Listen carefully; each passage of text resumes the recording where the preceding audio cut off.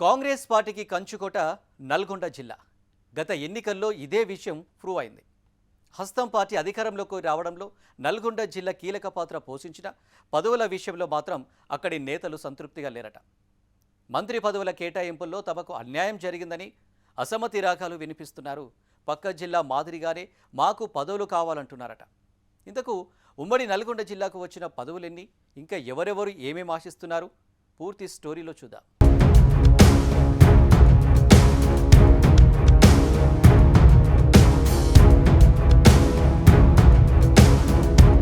మంత్రి పదవిపై బెట్టు వీడని రాజగోపాల్ రెడ్డి.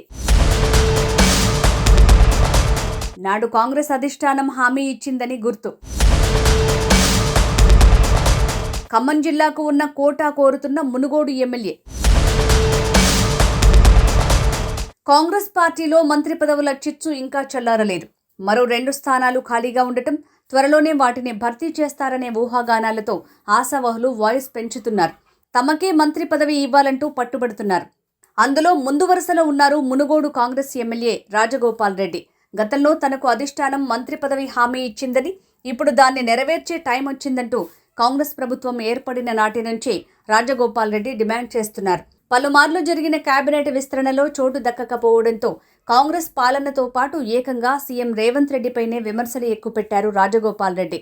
అవసరమైతే రాజీనామాకు సిద్ధమంటూ హెచ్చరికలు పంపిస్తున్నారు. ఇటీవల అధిష్టానాన్ని సైతం కలిసి వచ్చారు.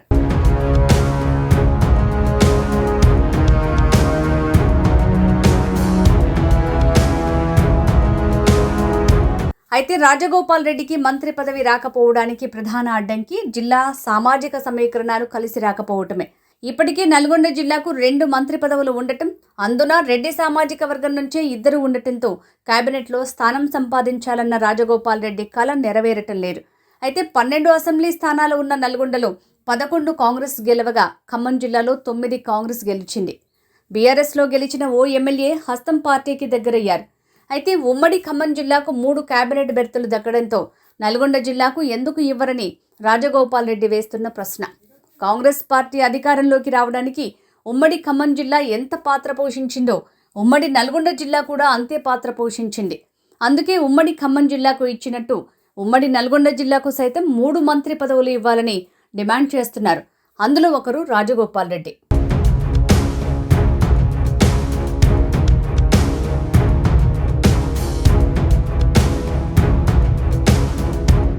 ఎంపీగా తెలంగాణ ఉద్యమంలో కీలక పాత్ర పోషించారు రాజగోపాల్ రెడ్డి. కాంగ్రెస్ పార్టీలో ఉంటూనే ఇటు ప్రజా ఉద్యమంలో అటు పార్లమెంట్లోనూ తెలంగాణ కోసం పోరాటం చేశారు. ఆ తర్వాత ఎమ్మెల్సీగా పనిచేశారు. అయితే బీఆర్ఎస్ పార్టీ 2వ టర్మ్ అధికారంలోకి వచ్చిన తర్వాత కాంగ్రెస్ పార్టీకి ఎమ్మెల్యే పదవికి రాజీనామా చేసి బీజేపీలో చేరారు. మునుగోడుకు ఉప ఎన్నికలు రాగా బీజేపీ నుంచి పోటీ చేసి ఓటమి చెందారు. కొద్ది రోజులకే బీజేపీకి కటీఫ్ చెప్పి తిరిగి కాంగ్రెస్ పార్టీలో జాయిన్ అయ్యారు రాజగోపాల్ రెడ్డి. ఆ తర్వాత వచ్చిన అసెంబ్లీ ఎన్నికల్లో పోటీ చేసి మునుగోడు ఎమ్మెల్యేగా గెలుపొందారు. కాంగ్రెస్ పార్టీలో జాయిన్ అయ్యే ముందు కాంగ్రెస్ అధికారంలోకి రాగానే మంత్రి పదవి ఇస్తామని హామీ ఇచ్చారని రాజగోపాల్ రెడ్డి చెప్పారు.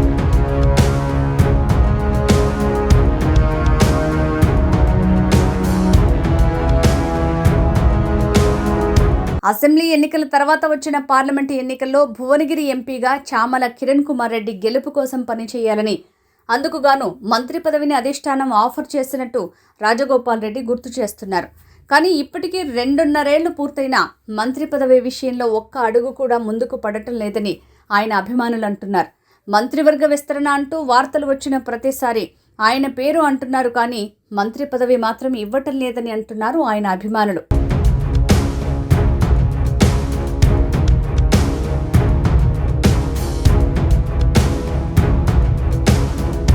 ఇదంతా ఒకెత్తైతే ఈ మధ్య చాలాసార్లు ఆయన కాంగ్రెస్ ప్రభుత్వం సీఎం రేవంత్ రెడ్డిపై విమర్శలు గుప్పిస్తున్నారు. దాంతో రాజగోపాల్ రెడ్డి పార్టీ మారుతున్నారంటూ రేవంత్ రెడ్డి కాంగ్రెస్ ప్రభుత్వంపై వరుసగా విమర్శలు చేస్తున్నారనే చర్చ కాంగ్రెస్ పార్టీలో వినిపిస్తోందట. నిజానికి ఇప్పటికే ఆయన బీజేపీలోకి వెళ్లి తిరిగి కాంగ్రెస్లోకి వచ్చారు. కాబట్టి కాంగ్రెస్ పార్టీ ఇచ్చిన మంత్రి పదవి హామీ నెరవేర్చకపోతే ఈసారి ఆయన ప్రధాన ప్రతిపక్షం బీఆర్ఎస్లోకి వెళ్తారంటూ ప్రచారం జరుగుతోందట. మరి రాజగోపాల్ రెడ్డి మనసులో ఏముందో?